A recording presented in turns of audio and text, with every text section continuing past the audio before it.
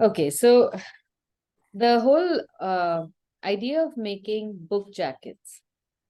Um, Often when we buy a book nowadays in paperback, if we buy a book anymore, or the books that we do have, in time the covers become really worn out and dog-eared just because of wear and tear, sometimes even just because of staying in the book shelf too long. So making a book jacket is a good idea. Sometimes there are large coffee table books which come with their own book jackets. Again, it's in order to protect the hardcover, but there's no reason why we can't do the same for some of our smaller books. One is, of course, just for protection. The other one is also you can design your own bookshelf. So when you have books that are placed in your bookshelf and maybe in a living space or in your studio space, you can uh, you can actually color coordinate them so then they look that too looks like a well-made, thought out artifact. It doesn't have to just be any graphics put together. It doesn't have to be like a library, but of course, if you are that nerdy and you want to keep books categorized, even that is fine. But this gives us an opportunity to make our own kinds of designs also. So, like with everything else, I try to find ways of incorporating art in the mundane stuff that you don't have to really go out of your way to create. You can consistently keep making it. It allows for a wide range of subjects to be explored. And also, it is something other than putting up art on the wall because wall space is very limited. And all that whole idea of going and getting a picture framed and all, I find it just too much. I'd rather just do art which I can put up in hajar places around the house and decorate it to my own sensibility.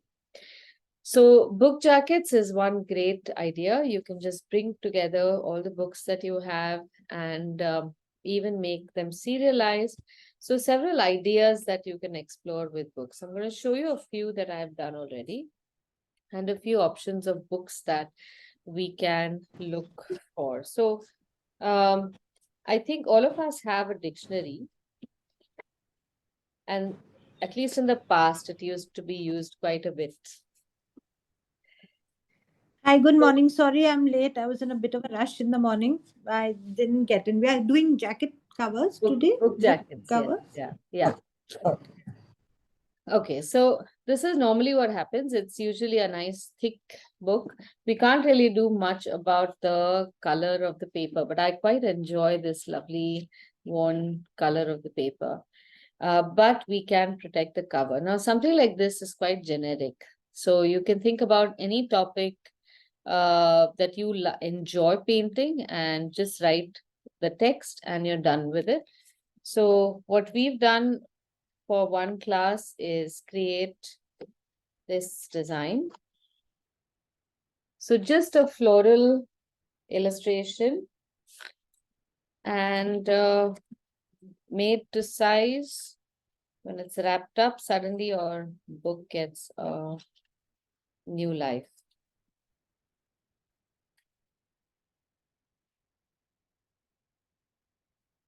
So it's pretty much as simple as that. You don't need to do more than this. So what we need is some kind of graphic and a good, not even, I mean, fair to middling skill of lettering.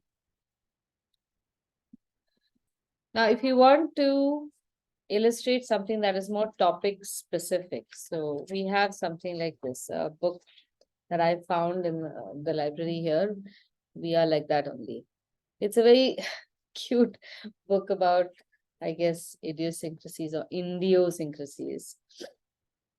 And for that, you can think of a topic that reminds you of the a subject or an illustration idea that reminds you of what you read in the book or something that is written in the book. So you can leaf through a few pages if you have not read it. That's what I did. And there was a story about a rickshaw and how the Indian economy is compared to a rickshaw. That it may not be the best, but it goes the distance. It will definitely take you from one point to another. And if it were to modernize, the modern version is not going to be a Porsche. It is still going to be a better rickshaw. So I quite like that analogy. I hate it, but the analogy was nice. So I decided to make this the cover. And it's quite ubiquitous, no? You see the rickshaw everywhere in the country, and it is pretty much our, I guess, more our national vehicle than anything else. This is the equivalent of the red London red bus, I suppose. But then I've also done something like that in the back because there was a story about something like this, which is again part of our road traffic. And I really love these bulls, so I decided to make that. Now, this little bit over here is again an illustrated barcode. The number is the same as is given on the book itself. This is not going to be a functioning barcode, but it gives a very nice touch to the book jacket itself. Now, I didn't have the time to do the other part that I would have liked to do is, and of course, I've not read the book, but you can write a little blurb of your own.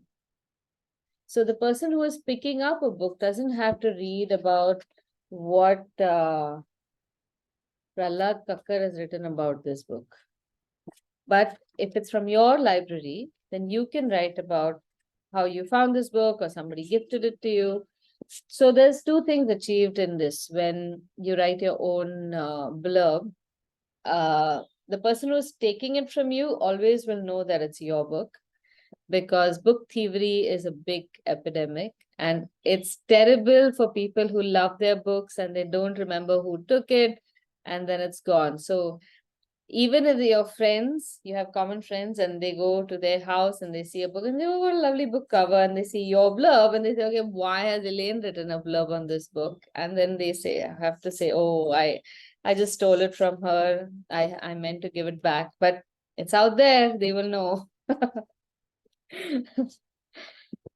So that is one. Then you have, of course, something that you really don't want to make too much of a fancy illustration for. So something which is nonfiction, but you just need to make a cover for it. You can then play around with just the lettering part. And even this is good enough. Maybe make an interesting spine, something like that. And in all of these, you will have an inner page, front and back, on which you can write your name also, so that that ownership is declared. So what I would have you do is pick up a book from your library, because I need to show you how to measure certain spaces.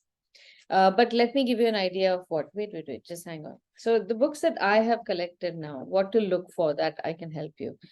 Now, if you've got some old hardbound books which are coming loose at the ends, these would really benefit from having some jacket that will just hold the front and back together, because the spine obviously is giving way. This is the part that has frayed. So a book jacket would just cradle everything together. You can pick up any soft cover book, that is fine. But also, if you have a series, maybe you can pick up a series, and in this, you could illustrate something on the spine, which is a continuous design. So if you think about all the, say, Harry Potter books, they would measure at least about 9 inches spine to spine. You have an entire, almost an A4 size real estate to make a continuous illustration. So you could make a scene from Harry Potter that runs across all 8 spines, so that any book is missing, you would know, or it's also misplaced, you know that there's a blank space, almost like a jigsaw puzzle. So if you've got series, you can bring that out and cover the entire series at the same time, or a soft cover or a hardcover book. All right, you want to take a couple of minutes to get that? Then also we need some loose sheets, a scissor or a cutter. We'll need at least 2 A4 size sheets to be on the safe side, and glue. What about if I have some brown paper? Yes, you can bring out brown paper also. Large sheet. I thought it would be nice to illustrate that. Yeah, brown paper is fine. Old calendars are fine. The backs of Ah, old calendars, if you have those fancy papers, yeah. those are fine Yeah. also. Okay. We just need Otherwise, something that A4. is, yeah, A4 but longer, because most of these books are will require us to join the Yeah. papers. We need to have them more than the actual size cover of the book. Oh, okay.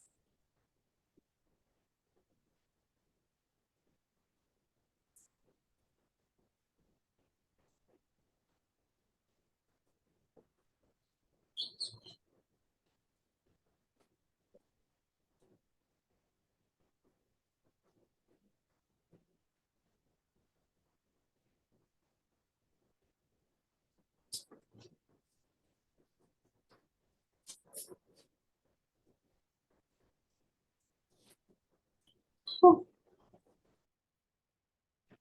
that itself was a hard decision. I don't know which books to get. Well, there's one which is absolutely falling apart, which is like this, like this. Look. Oh, yeah. Okay, and it's a very old book called B by Anatole France. B is the Princess of the Dwarfs. It's really beautiful, Oh my but gosh. it is just like, yeah, it will do with a lot of, this is how it is. Oh Terrible. my goodness. Yeah, but You know, this, you should actually just get it rebound, yes, I because now know. the insides have all fallen apart. So you might, do you know anyone who can do that? There are these old book binders in the city in Upper Balance. Yeah, yeah. Upper Balwan Chowk. Yeah, yeah. Then but then I'll leave that because it's a beautiful.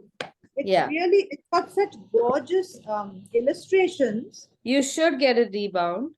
It would be very nice because so I've been there. There's that one school, I think it's called Kanya Shala.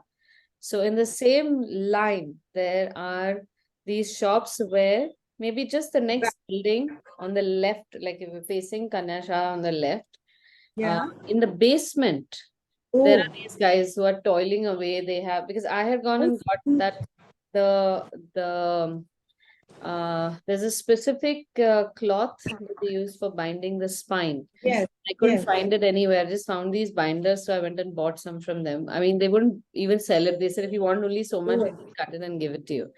So okay. maybe you can try that. Yeah, look at the illustrations. They're like little painted. Oh wow. Who is the illustrator in this? This looks like someone I I just see, yeah, heard one about. second.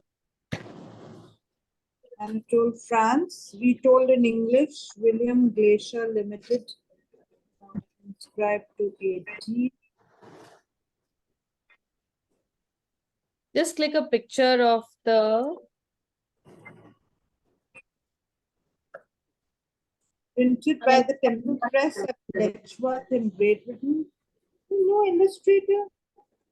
oh my god. Illustrators just don't get any bhav. The Bee, the Princess of the Dwarves, retold in English, William Glacier. Nothing. In, printed in Great Britain, inscribed to AD.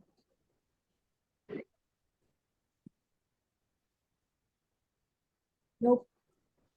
I'll give you a picture. What did you want? Um, oh, why is this showing like that? Oh yeah, sorry. No, just a picture of the front usually will have all the information. So you have the, where is it? Over here, generally they would give you the information of who the illustrator is. Nothing. All right, so we start off first with just measuring the paper. So I happen to have some Let's black put this up. paper. And since I have two of these books and they're the same height, I'm going to cut this black sheet to cover those books up. So let me just do this one and then I'll show you for the other one. This is just going to be, I have two sheets under this. I'll just cut them in one go and my job is done. I don't need to join any of these. Now, when you have to make a joint, ideally, we'll paste first and then we will cut.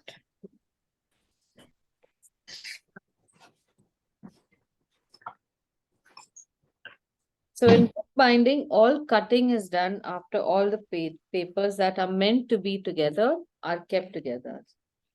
So when we have printed all the books and then they are all stitched and bound together, after this entire binding is done, before they put the cover, that's when they will cut the papers. So when we are also making the cover, we are not going to cut the cover, the two pieces of the cover first. I just want you to bear with me. I'll bring you to that point. So what we have to do is just size the paper up to the height that we need. And then essentially just have enough room. I like to put the cut side on the inside. At least about an inch or so that you have to fold in. So when you're folding this in, make a mark, but don't fold it like we did in school. After you've made that mark, fold on that mark by matching the edges. So just one edge in the beginning.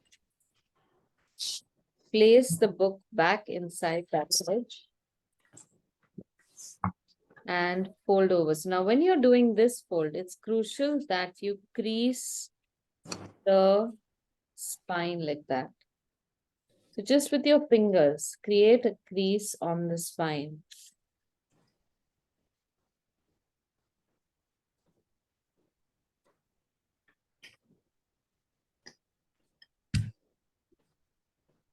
Often this is done with a bone folder. For some reason, my bone folder is evading me.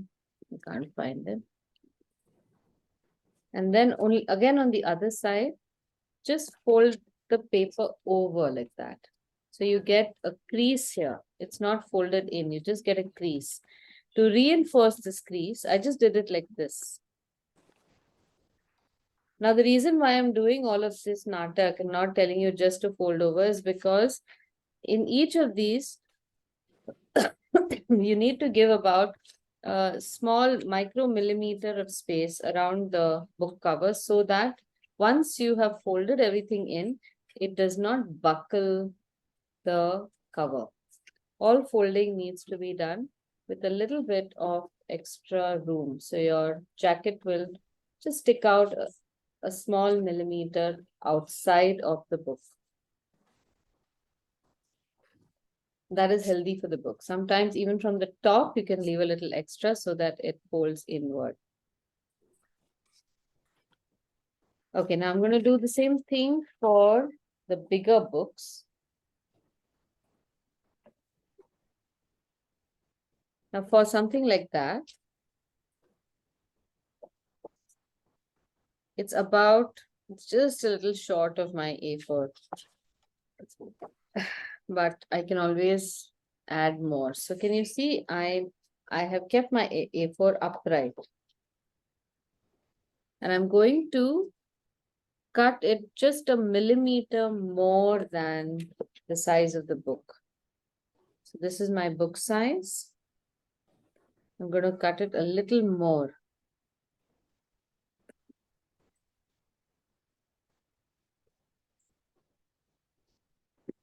Now, I'm not going to cut this right now. I am first going to paste two A4s next to each other so that I get a longer paper.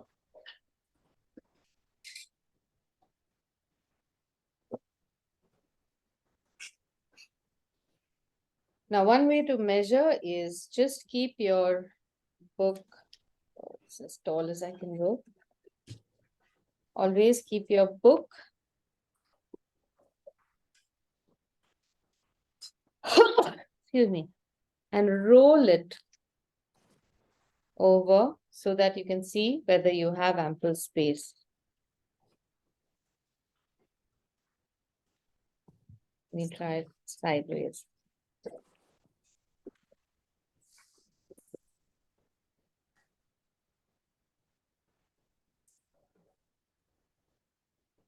Before pasting, just check how much overlap would be enough for you. And place the book such that you can check that you have at least about an inch on either side, minimum an inch, so that once it's folded in, it stays in well. Now first glue the two together.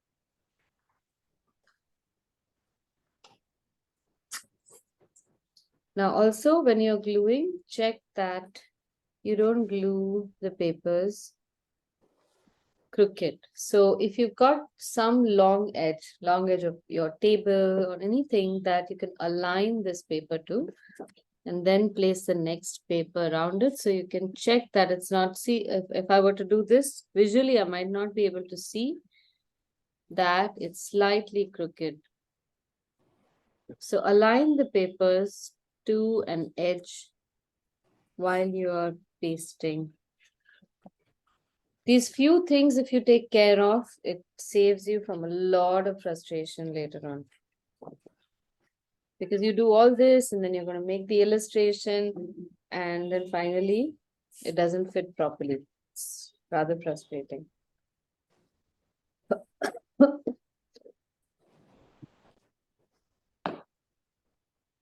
Now, if you want to, you can paint on the whole two sheets even before you cut it. And then cut it as whatever part of the design you like. But just for convenience, I'm going to do the cutting before so that you can see all the lines. So again, in this, of course, if you're going to take precise measurements and all, it will work very well. But I try to avoid that simply because not everyone has got tools for precise measurements, and that should not stop you from doing this.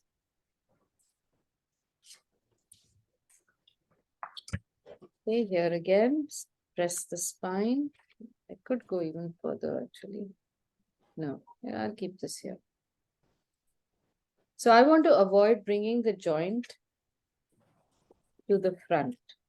I want this front smooth and jointless.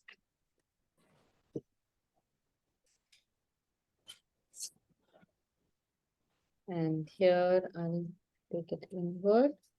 So I'm folding from the outside for now, but I will press it firmly again so that there's a firm crease here. And then holding the book tight, you can also press from the outside, in the back. Do the same thing again. Reinforce this. See now what happens. It does not, the edges don't match always. So it always helps to take the paper off the cover and then refold it.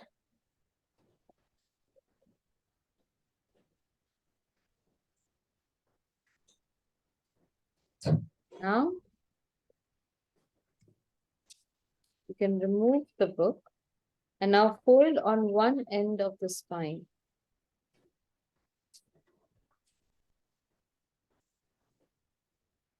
So that you can flatten this. Measure the book and cut all 4 layers together. Unless, of course, you have a nice large 2-foot scale, then you can cut it separately. So just measure and cut. Somewhere here, just a millimeter more would be fine.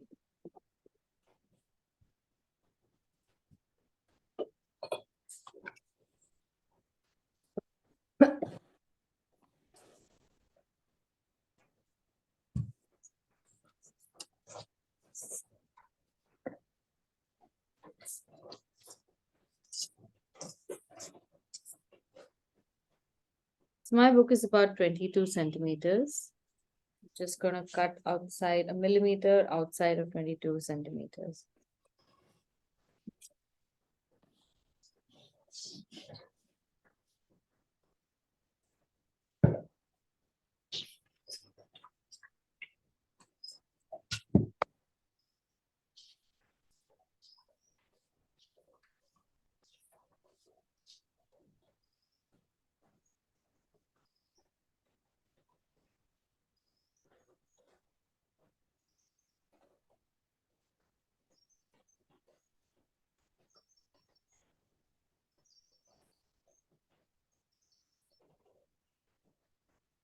Have any of you seen these commercial paper cutting machines? I'm surprised that they've not used them in horror movies yet. They're beautiful machines where the blade just comes at an angle and slices the paper. Oh, delightful. But the blade is so sharp, it can really maim.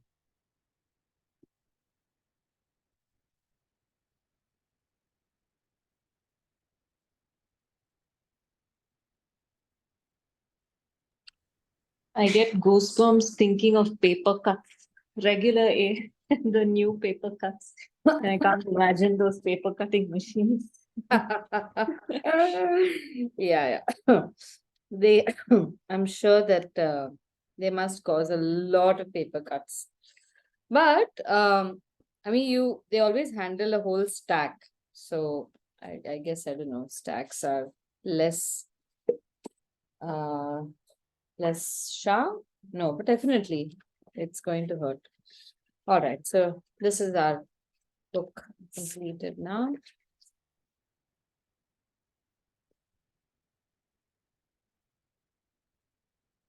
And on just so that we can get this nice clean finish, the cutting after the pasting makes a difference. So if you can imagine, if you'd cut the two sheets to size and then you try to paste it, you would never get this matching. So always think about when to cut. It's not always a good idea to cut pieces first. Like even if first example, if I were to take these and I try to paste it, it can be a nightmare trying to match. There will always be something that is sticking out. All right. So now that we have our cover, we can get rid of all these tools. And we can think of how to decorate this. So while this is drying, we'll do some illustrations in the book.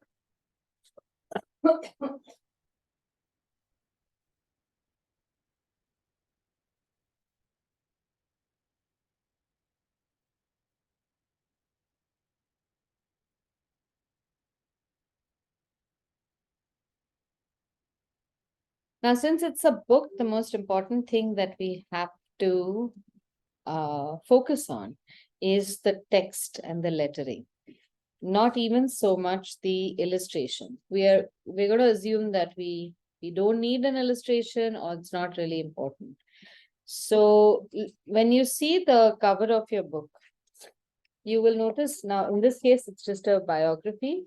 There's the name of a person and then there is a publisher's name. But in many cases, you might have other data. So you have the unpublished David Ogilvy, and then there is a tagline along this. And then the publisher is on the side, quite discreet. Then you would have something like this. You would have Penguin Classics, the writer, the name, and you have a beautiful historic illustration. So we need to think about what we want to put on the cover. Now, of course, if you are the mischievous sorts, you can make your own title also for a book that you find maybe humorous or something that you can remember the name by, or you think that, okay, that should have been the name instead of whatever it's written. So it's completely up to you how you want to make your book jacket. The more creative and crazy, the better it is. But let's look at all the factors that we have to consider and then think about how to compose them into a design with different compositions.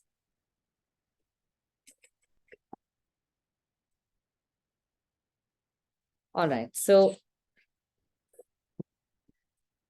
first of all, consider the whole book jacket, which is not just the front, but also the back and the spine.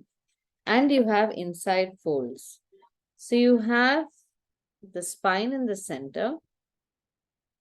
You have a fold here and a fold here. So whenever designing a book jacket, remember your front is in the right and your back is in the left. This becomes the front and this becomes the back and this is the spine.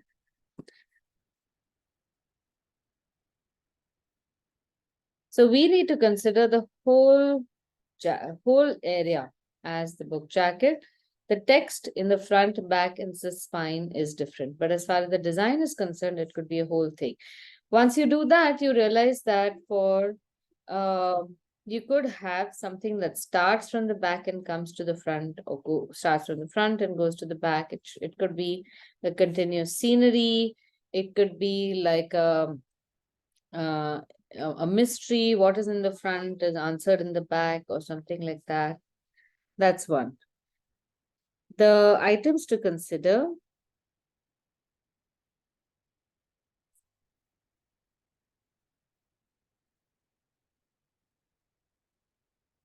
One is the title.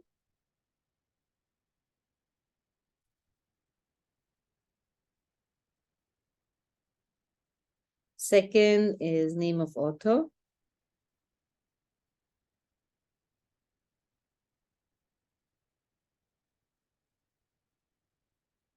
Third is tagline, if any.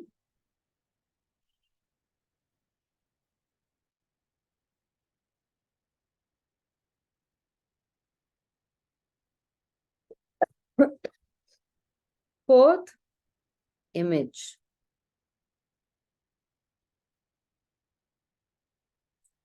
Now in the image, just like we did in recipe illustration, would you like a cutout or part page, half page, or full page? Or in this case, back and front image. And it could be a combination of one or two. Like, for example, you could imagine a whole scene in the backdrop onto which you superimpose a picture of the central character or something like that. All sorts of things are possible. A book jacket is like a frozen fantasy space. You can take anything from anywhere and make any kind of collage. It does not have to look like uh, a, a limited by reality picture. It just has to look attractive. So these are the four factors. Now, in this, again, there's a hierarchy, and this hierarchy is a little malleable. Like, for example, more often the title of the book is what you might expect to be the most dominant. Then you have the name of the author. So this could be one. This could be two. Tagline, maybe three. An image is separate. So image has to go in with one. Let's say image is also just as important as one. But there's another option where the authors are so prolific and people are waiting for the next book from the author, like a Jeffrey Archer, that it doesn't matter what he writes. He could write the mesmerizing story of how a candle burned down to its wick. Then in that case, the name of the author becomes one. Title of the book becomes two. Tagline again remains at three. And image can also go down to two, because the author is more important than what book they write. This happens very frequently. In our case, this can be the order. If you have a large collection of books, say if you have the entire PG Wodehouse omnibus, you don't want to write, okay, this is book number one, book number two, and whatnot. You would just rather focus on the fact that it's just PG Wodehouse through and through. So that becomes number one.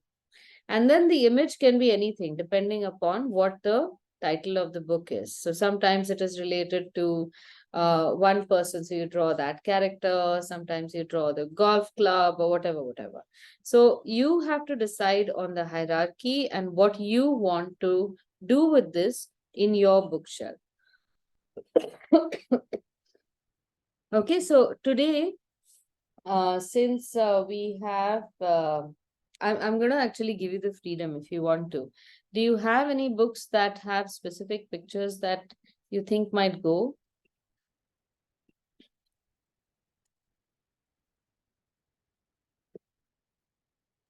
I have here the one that is a hardbound. It doesn't have any picture on the top, but it has many inside. It's like this. Ah.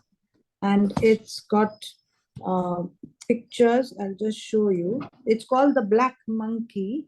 Oh, how beautiful. And it is, the tagline is also important here because it says the Black Monkey and other unfamiliar tales from the Arabian Nights. Oh, how nice.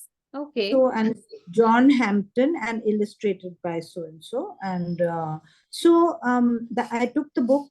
Now, what would you do with that? Well, one is Arabian Nights already has its connotation. So you can easily draw a book cover which has got something like the Mughal arch, if you want, because that is our tie-in to Arabia. Then you could probably paint the knight and make actually a silhouette of a monkey against the knight. The silhouette of the monkey could be white, ironically. And you just have to paint in the black sky against the minaret. Can I show you? Yes, please. So you could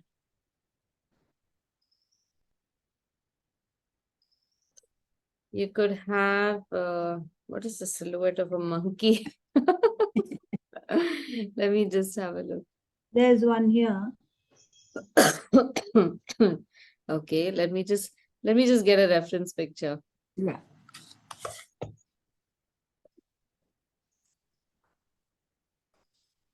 And my paper is also brown, so black will look nice, black and white. Yeah, it might look nice. So you could have, I don't know if this works. Yes. Something like that. Now, I don't like to do too much of this, so I would just Yeah, let's leave it. about so much. Hmm. And it would all be dark over here. Yeah. And the monkey could be, which monkey do we have? It's dangerous just saying a monkey because now there are so many varieties, and I I know. God forbid I'd make a chimp or something, that's the end of it. Then it's not even a monkey. Yeah. So anyway, so if I were to make a funny monkey silhouette, it Yeah. would probably be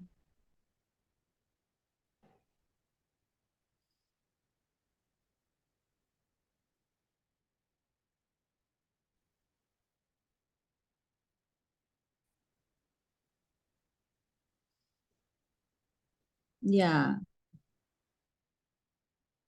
Just sitting against the sky. Oh. and then you could also probably make it black over here.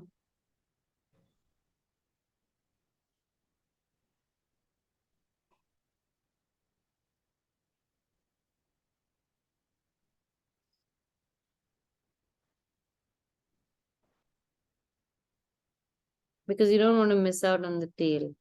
Hmm.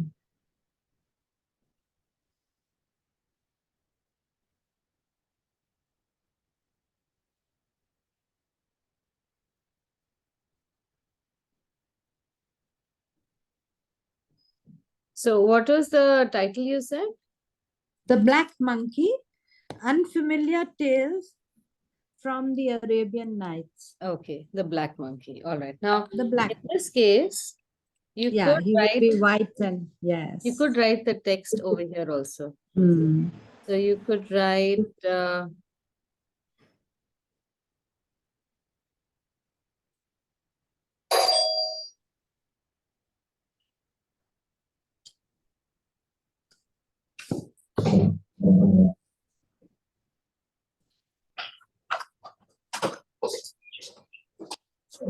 Yes.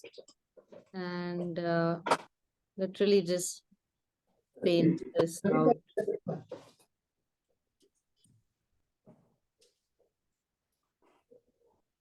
She's put no.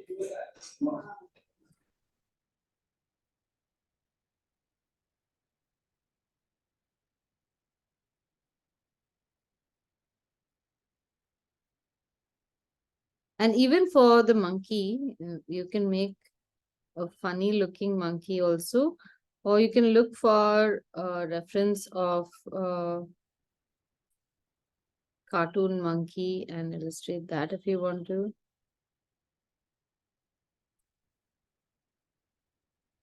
That looks lovely. Yes. Perfect.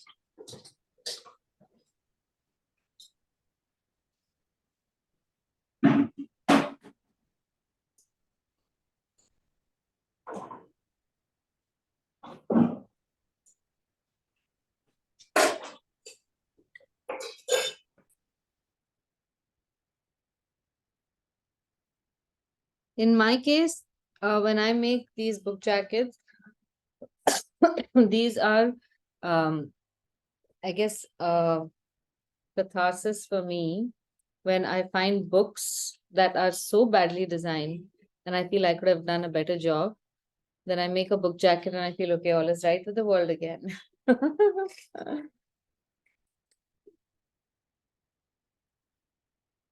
Right. So this is how we can do it. And I would recommend to keep your designs simple. Don't make it too complicated. So now that this is done and this is attracting attention, resist the temptation of drawing more stuff over here. That's what happens. Then we'll start making all sorts of curly cues around the letter.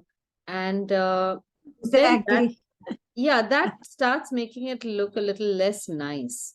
It won't Right. look bad, but you often Yeah. regret it, Yeah. thinking that I Yes. should have stopped at so and so. Yeah. Yeah. That is just enough. Yeah, with the white monkey silhouette. And we can just leave out the author and the byline and stuff, or we could do that at the back, I presume. You can do it in the back. You can also put it over here. Okay. Unfamiliar stories, you said, right? Unfamiliar tales from the Arabian Nights. Okay. It's a long thing. Never How to mind. fit But you in, can huh? always see, you can always make it such that, again, whenever you have text like that, focus on what is Yeah. more important. The Oh, more important part over there is Arabian Nights. yes. So that should be bigger and more pronounced. Okay.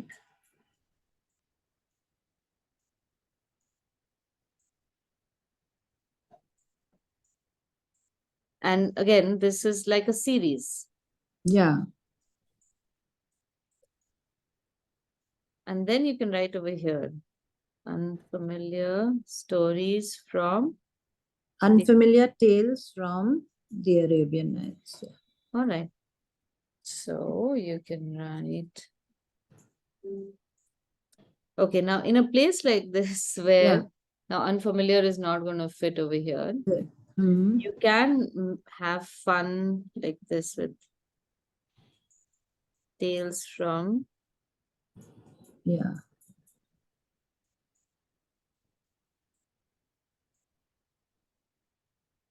Hmm. the Arabian Yeah. Nights. Yeah. And then you can add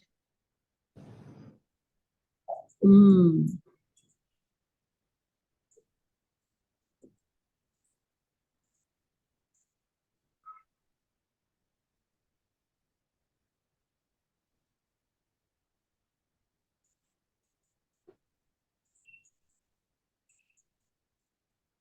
Nice.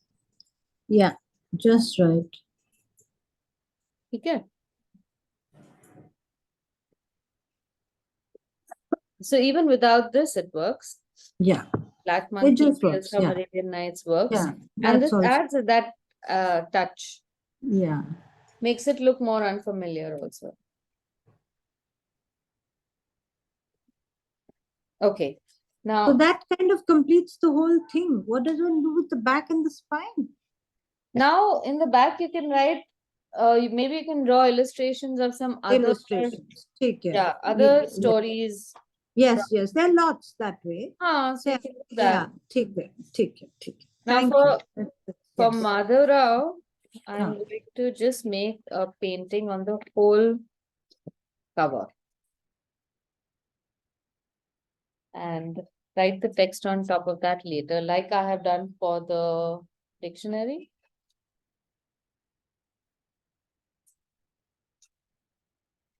Something like this. I would have loved to make some kind of miniature painting and all also, which, by the way, if you do find some cards that you want to throw out and all, don't throw them off. Use parts of those to create covers for your books. So make something like this and then just make a cutout, maybe like a cutout of what might look like a miniature painting. It could even be a Rajput. Who cares? This is not going into print to anybody else's, for anyone else to object. Just make that, make a nice frame, cut out the frame if you want to, place it on top of that, and then do the text. So keep all options open for any of these things.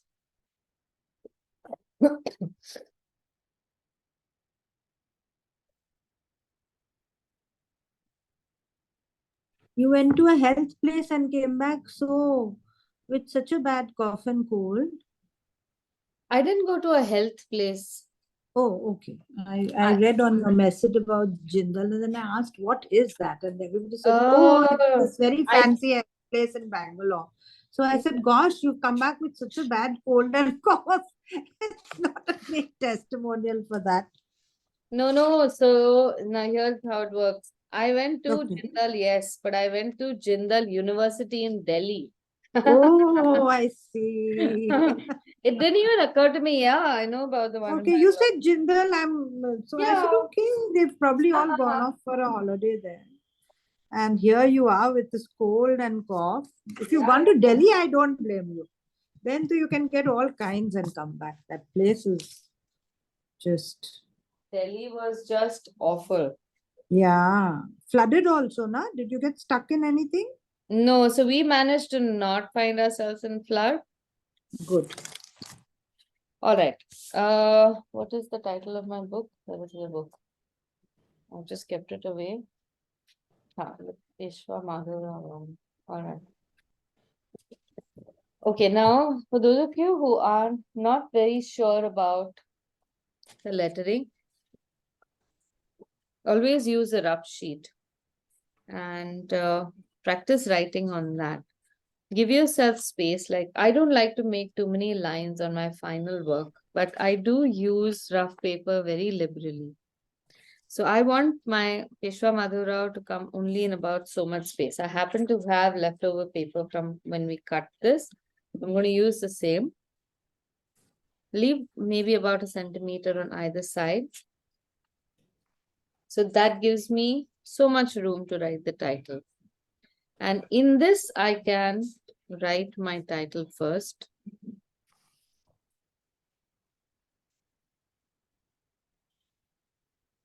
So I would like to write the word Madhav Rao in one line. I don't think it was Peshwa Madhav Rao 1. So this is a change that I want to make. Now, another thing is, I don't have to write the title like this. I could also write it upright. If the name is too long, it does not have to be crunched into this or broken down. I could just write Madhav Rao like this. So in that case, I'll take the length of this paper and divide it such that this is the center, right? These things I can do with paper. You have the center.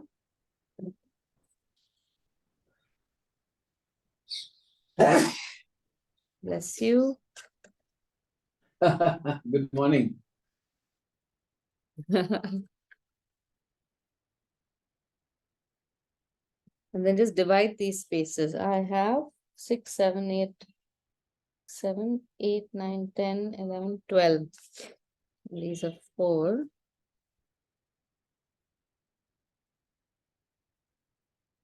So I'm making space for all my letters by just dividing these spaces evenly. Now I can write MADHAV space RAO space 1. MADHAV space RAO 1. Now I'm going to keep this below, use the edge of the paper as a baseline, and then write my letters over here. Now remember, M and W always take double space, and usually I takes a smaller space. So if you want, write that down over here. Write the letters over here. So you are confident of the spacing.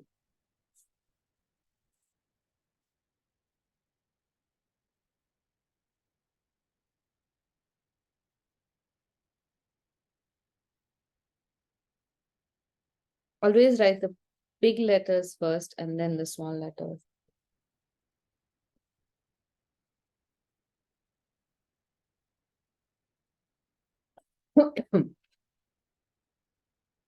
Now, if you want to create a backdrop, paint the backdrop first and then make the lettering.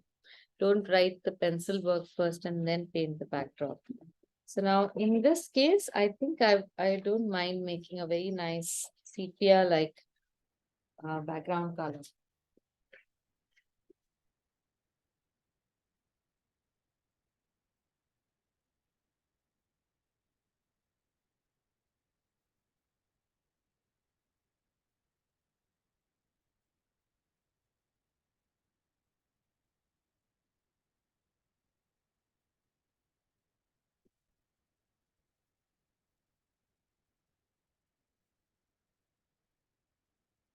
For a paper this size, ideally you should use a flat brush. If you have a flat brush like that, it helps in spreading the color better. And also use a board or some kind of surface which you can tilt.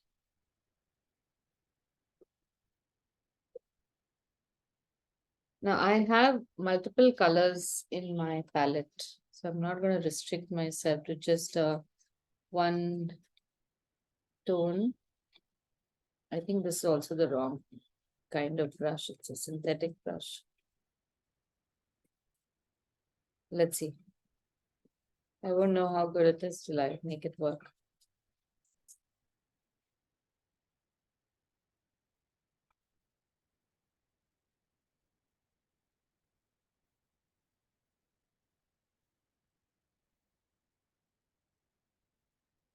Now, the thing with washes is ideally, because we're doing a watercolor, don't restrict to just one color. If you want, you can have fun with colors blending. So this is how I'm going to tilt the paper and paint across.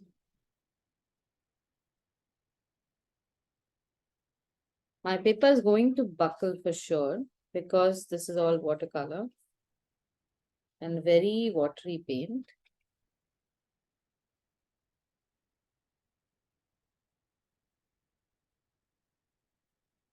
I'm going to add a little bit of cerulean blue.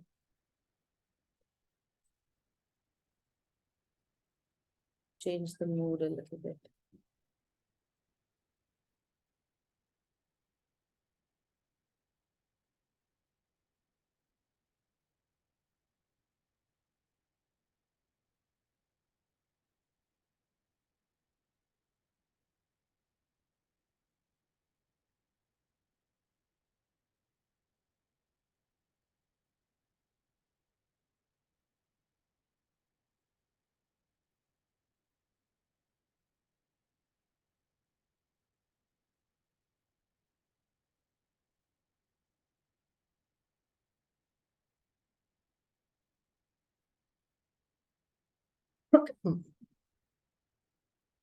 Now, while I leave this to dry, I'm going to take another paper for my Iliad and Odyssey. So this is my trick to being patient, or rather allowing myself to be impatient. Always have more than one project at hand of the same thing. Because while you're waiting for one to dry or something or the other, you are twiddling thumbs, and that's very frustrating. Before you know it, you have said, okay, I think it is dry, and you'll take that book paper out, start painting on it, and invite disaster. So have additional papers. Start on at least 2 books.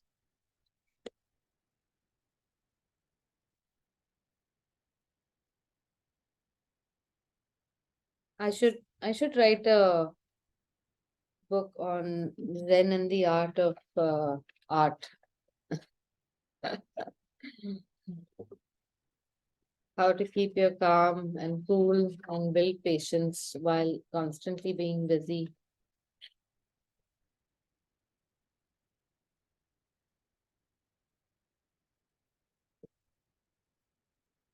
I've always contended that people, among the several misconceptions that people have about artists, this is one of them, that if you're an artist, you must be very patient.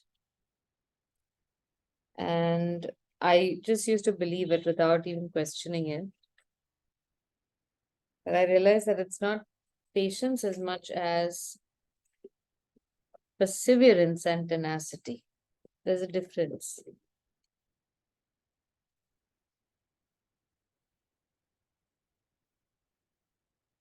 So here we have Homer's Odyssey and Homer's Iliad.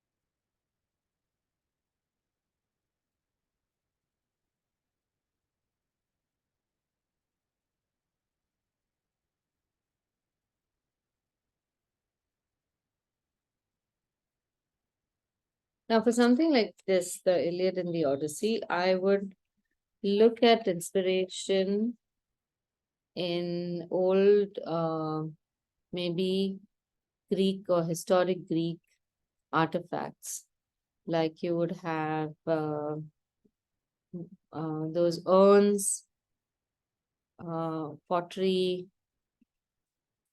So they often have mythological characters, uh, and many of them you find in these books. I think for the Iliad, I could just make the Trojan horse. There's a typical way in which the Trojan horse is depicted.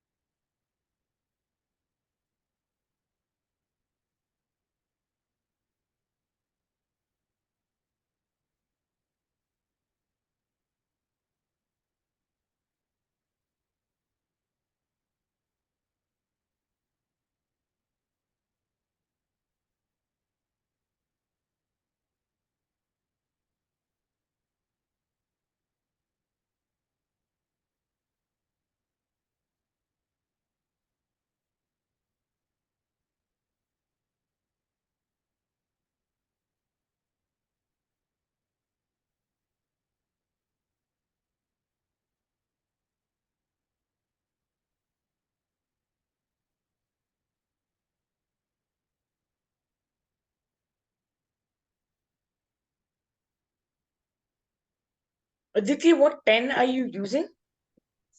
I am using Sino. 1 minute.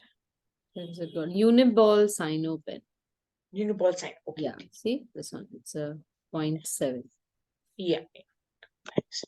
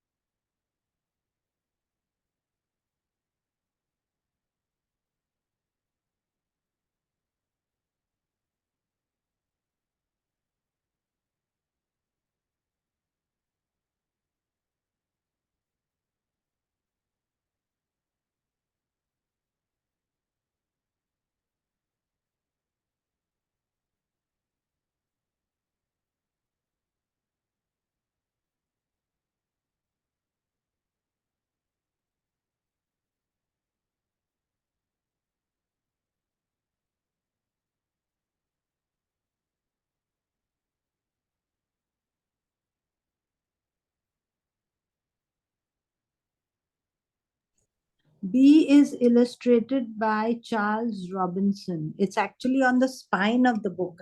That's the only place where they've written it. My Imagine. God. Nowhere else. B by Anatole France, illustrated by Charles Robinson. Must be very old now. Must be, yeah. Don't know that. What year? Nothing is written. This was probably before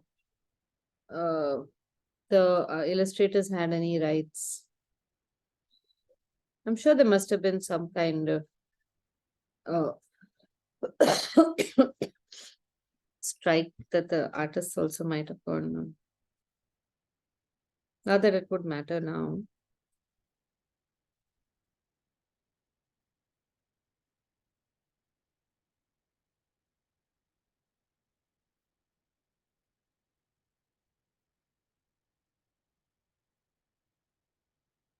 So I'm referring to an image, lest you all believe that this is all coming from my brain.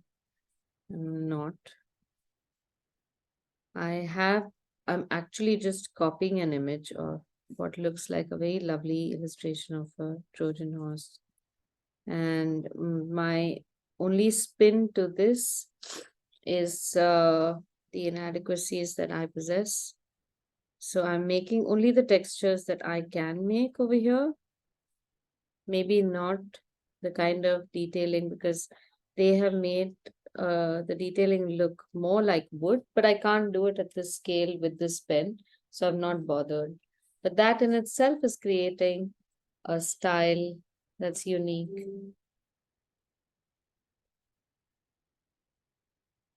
I think this is the perfect example of what people have been saying these days. You do you. This is what the new generation says. If you can't do what you aspire from, I guess, what your heroes do, you just do you. As long as you're doing something, that is good enough.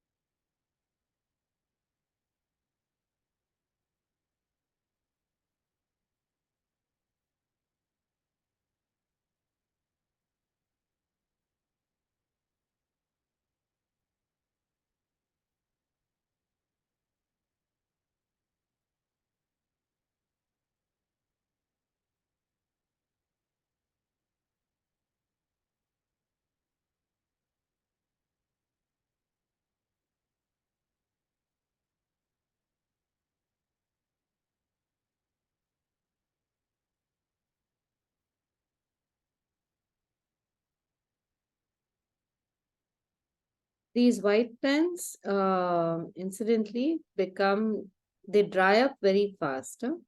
So if you do land up picking up any of these, use them within 2-3 months. Don't wait for the perfect opportunity to use them. Just start using them. As soon as that that protecting ball is removed and you've started putting this to paper, it's it just gets drier and drier.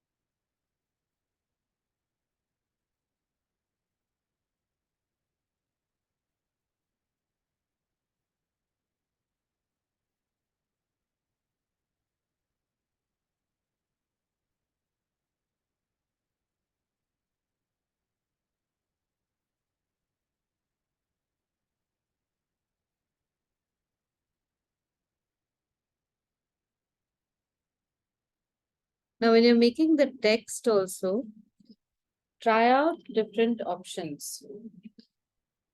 Definitely don't make your regular handwriting. So if even if it's just your regular capital letters, try to make them slightly bolder. Make a double line as simply as you can. It does not have to be too refined also.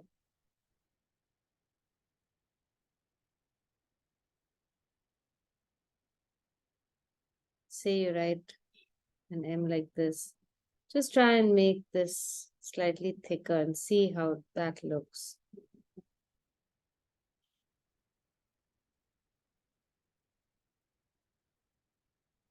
So there's this new style of writing letters where you don't make them look too refined. Like I will make this whole rectangle over here, and it's almost as if I'm constructing all these piece by piece. And for for this illustration, where the idea of the horse was that it was constructed from leftover materials, this or breaking of ships, this could work very well. Spelling, I was going to Google the spelling of Iliad while I'm making the cover for the book, which is right inside this cover. Ooh. So I will mark the center.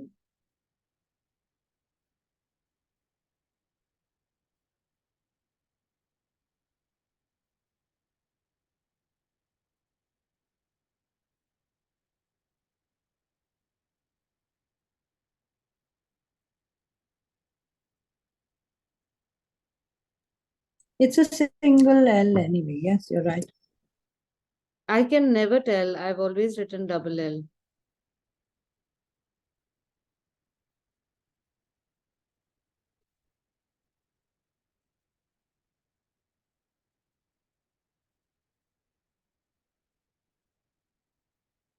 Just because my L became a little thick, I made the D also slightly thicker.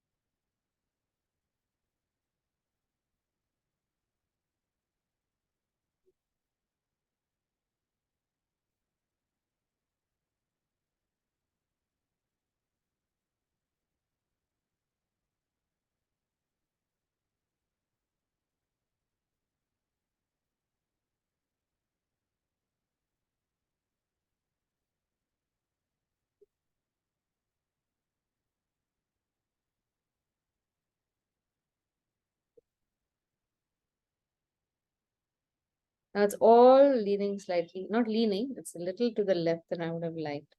There's more space on the right than on the left. But that's fine. I'm okay with this.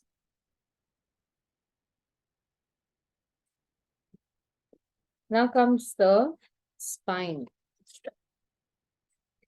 Always refer to the spine of the book to know what direction it is. You always turn the cover anti-clockwise 90 degrees and then right. I don't know who decided it, but all books have it written the same way. Here again, I would write the big name first.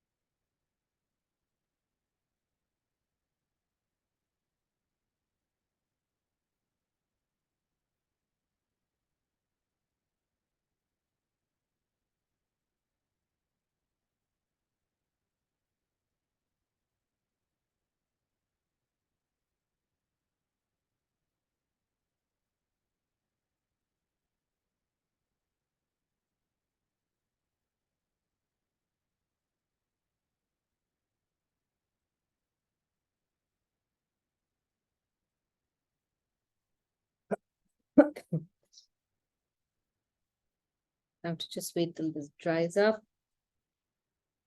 Let me down it. The Peshwa. This is dried up. It gives me a very nice, I could also turn it upside down, but I like it like this. Now, because this is a very thin paper, I need to wait till the whole thing dries really well. And let me see if there's a picture of Peshwa Madhura.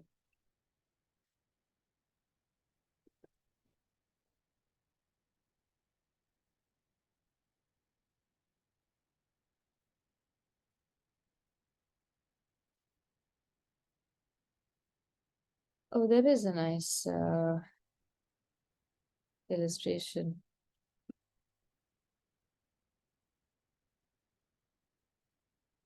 Maybe I could make that in pen.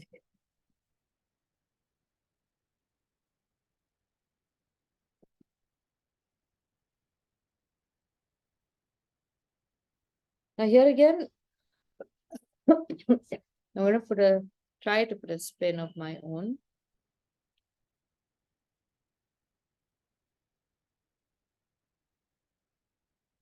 Make a slightly casual-ish or more graphic illustration of the Vishwa.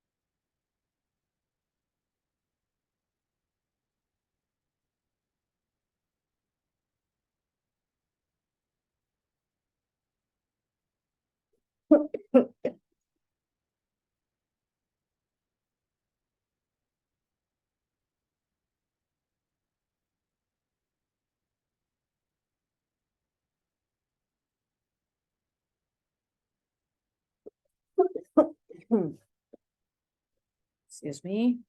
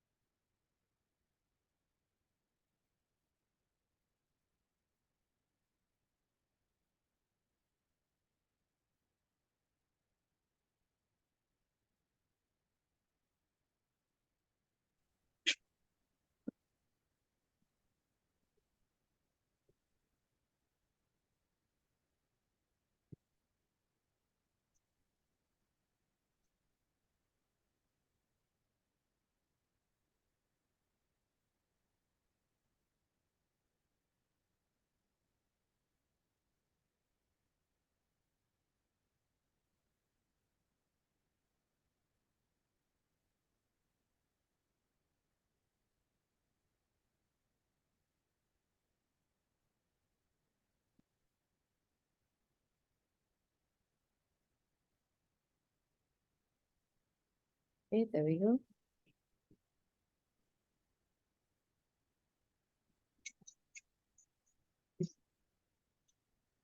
Not too shabby.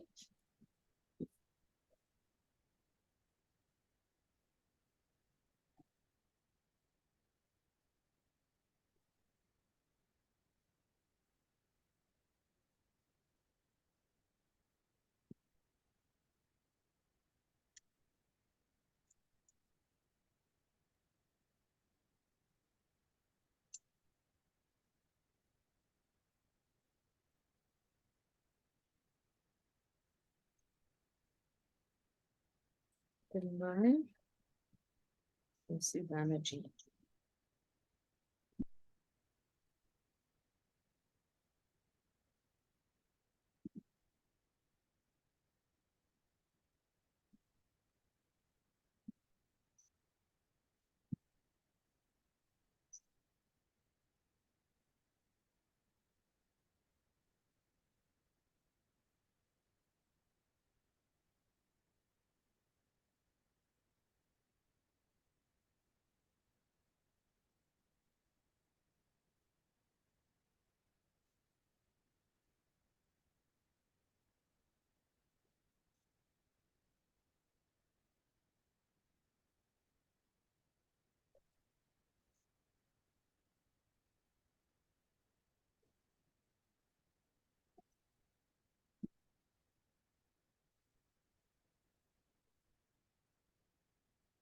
How are everyone's books looking? Two done.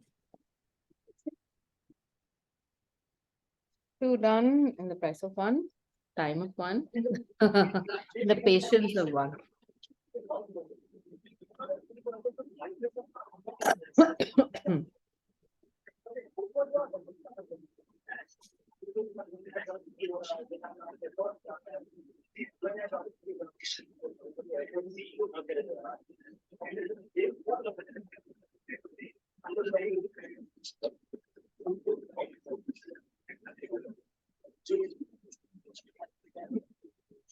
Okay, so how is everyone else's books looking?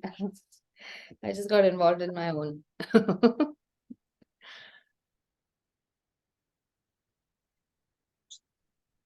Struggling with the lettering, Okay, still drawing it. So, Tales from the Arabian Nights takes a long time for me. but keep it simple. Keep that Yeah, part simple, I Elaine. actually doing exactly like you had done it, the black monkey. It's Yeah. these blocky letters that I find very difficult. The blocks never come the right size. You know, I mean, the thickness of the each thing is it's a little, and K is always terrible. I don't know what it is with K, but So K is just the problem with K is don't make it a three-pronged joint. Let me show you. oh,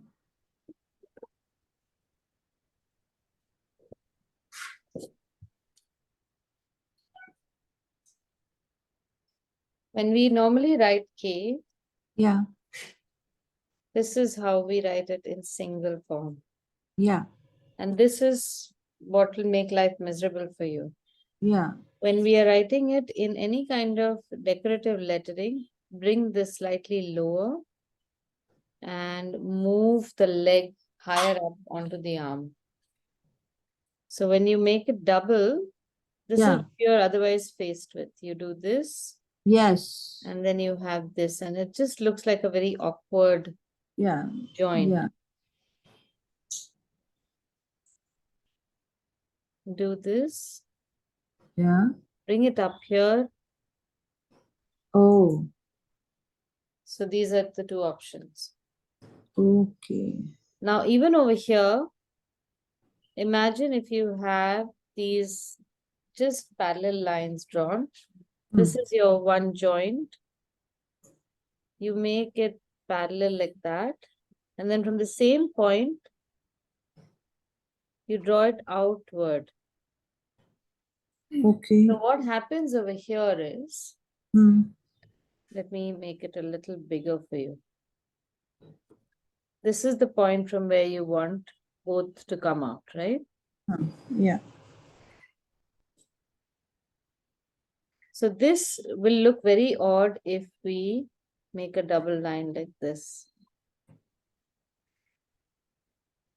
Because it becomes Right. very narrow over here. But you take this V shape and shift it a little to the right.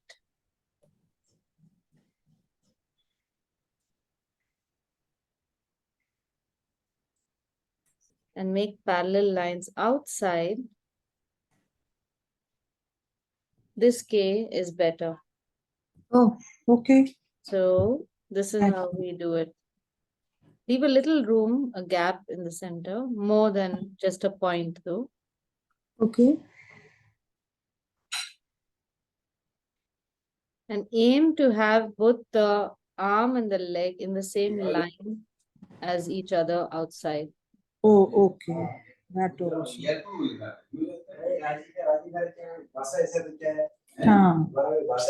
Thanks. The same thing will happen in X also. Yes, X. Thank God I don't have an X. So widen the X a little bit and deconstruct it. See if you Okay. were to just thicken up those lines, where Yeah. which side would you thicken them up? And then you realize that there are actually 4 B's Yeah. with their Yeah. bases to each other. Yeah. Like the K. Yeah, Yeah. exactly. So they are next to, they're like a V shape like Huh. this, Uh, joined to another V shape like this, uh, probably with this tiny overlap. yeah. Yep. So I usually play with the parts of the letter to figure out what would look elegant. Huh. And then I make the final letter that way. Oh dear. Can you just show me the monkey page again? Yeah. E.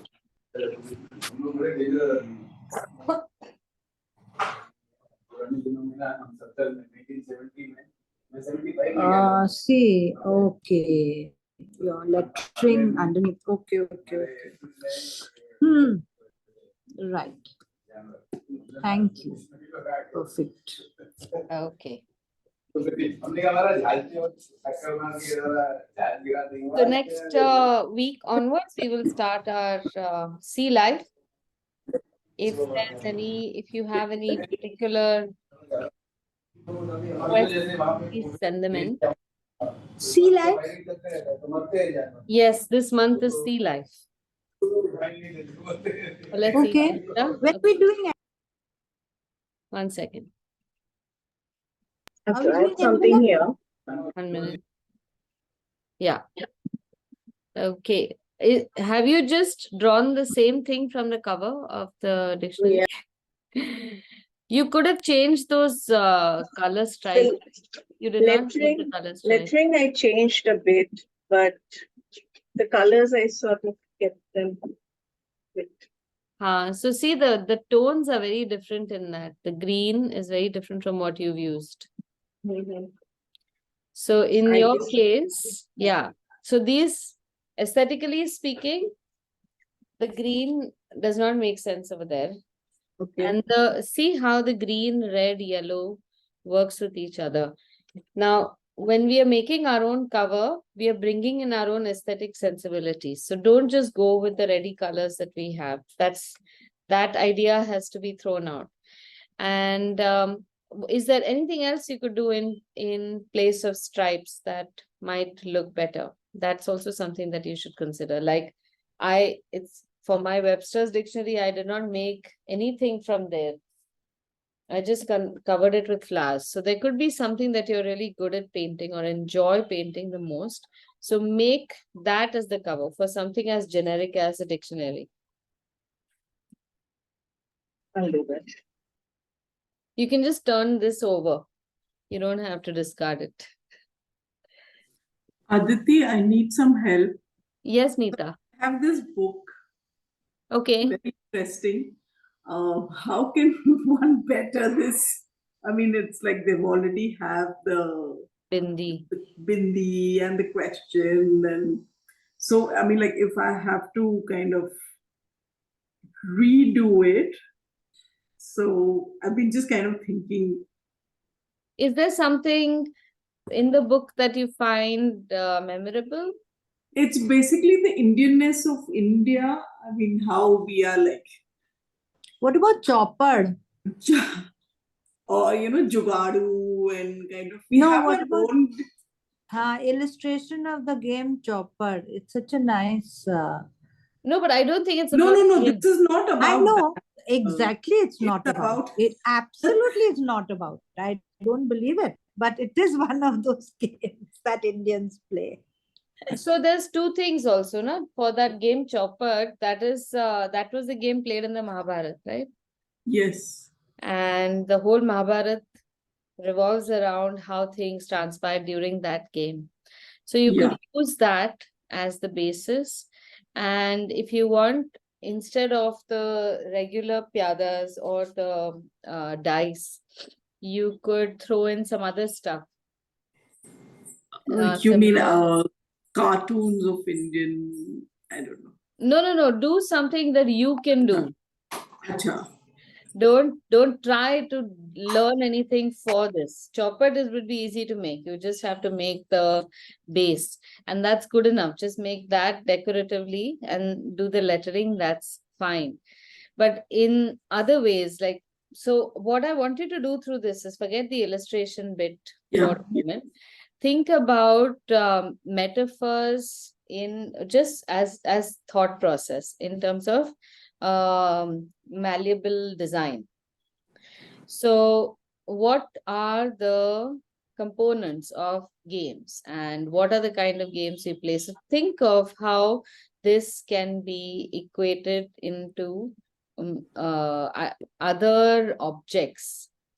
Like, for example, if if we are showing the jugaad part of it, everything that we can think of can be a jugaad, right from how to figure out our bank form to how we pass school. That itself is jugaad. So we are all trained in jugaad. So how does that work in pictures? That is what we have to figure out. So it could be something as simple as take something like maybe tea or a tea kettle, which we see everywhere. But if you notice how we don't invent something that's a better tea kettle, we jugaad that kettle so that it works well. So we will plug a plastic thing into its mouth so that it remains hot. Not think of designing a kettle which has a plug. That's beyond us. Or I've also seen this. They have used one of those big kettles and they have trained a pipe out of there to create steam for facials.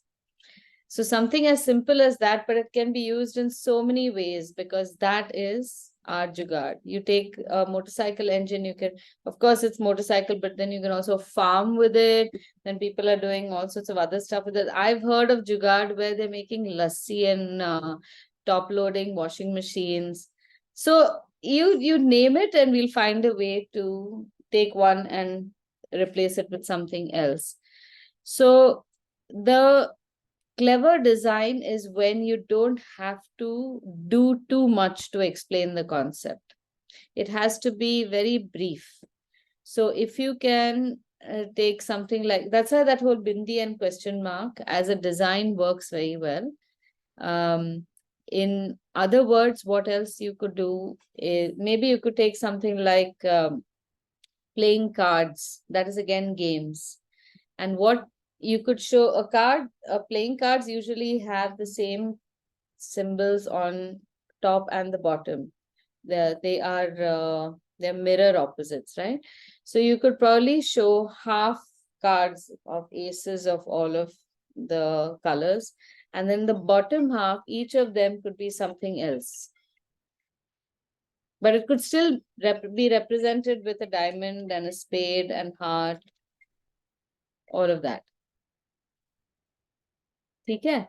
So it's up to you how much you can think about it. And Yeah. not if not drawing it, at least write it down. Yes. And then you can find a way to draw it. The hardest part is to think about these things. Yes. Many Absolutely. times people feel that the illustrators also get the ideas, but that is not the case. An illustrator who can also get the ideas is great. That is Sone Pe Suhaga. But very often the ideas come to people who don't know how to illustrate. So Yeah, but in fact, I have two books and very, I mean, I love both the books. And there's another one, the Almanac. So, I mean, Almanac is basically a diary or a calendar kind of thing. Yeah. But this is like a almanac of, the Huh. essence of life experiences. Huh. And so, how do you kind of top that? So it's been like these two books. While you were teaching, I was thinking what to do. So there will be lots to think about. No, but see, again, you don't have to draw pictures. Like I showed you the book about why we Oh. buy. I could easily draw a shopping bag and something like that. Mhm, But mhm. again, this is like an Indian Too mentality. cliched kind of. Yeah, no, well, one is cliche, and the second is we feel the need to embellish much more Yeah. than a book deserves sometimes. It's perfectly fine to just write a beautiful text and maybe just not make anything else other than just use a good color, a good font style, and fill up the whole. This is because it's a book jacket. It's not like we are making a movie. Yeah. So Yeah. you don't have to overthink this. If you do at some point think of a great idea, then come back to it and make another cover, turn the same one around. So this will happen also. After you've made a design, you'll start thinking of a lot more designs. This is one engine for creative thinking that needs a little bit of push in the beginning.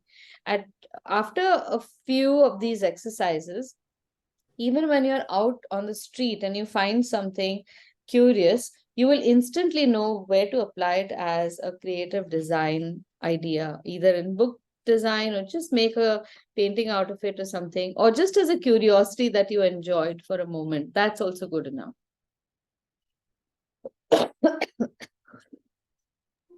I need to leave. Thank you so Yes, much. so do I. Thank you, everyone. Please share pictures of your finished book covers, and I'll see you next week. Yes. Bye. Thank you. Yes, Bye-bye. thank you.